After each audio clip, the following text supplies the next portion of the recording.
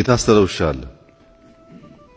ይሄ የታሰረ ውሻ መኪና ሲያልፍ ሲያገድም ይጮሃል። ታስሯል፣ መታሰሩን ያውቃል፣ ግን ይጮሃል። እና አንድ ውሻ ከጎረቤት ይመጣና ምንድነው እንዲህ የሚያስጮኸው? መኪና ባለፈ ቁጥር አንተ ታስረሃል፣ ሰንሰለት አለ፣ ልታቆመው አትችልም መኪናውን። በተደጋጋሚ ግን ሲያልፍ ትጮሃለህ።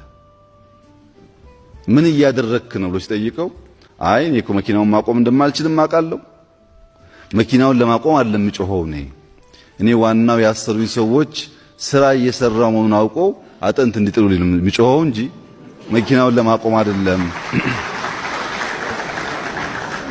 እነዚህ ሚዲያዎች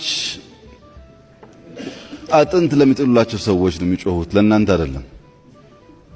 ካልጮሁ አድዋም ይሁን ማንኛውም ስራ ካላራከሱ የዕለት ጉርስ የላቸው።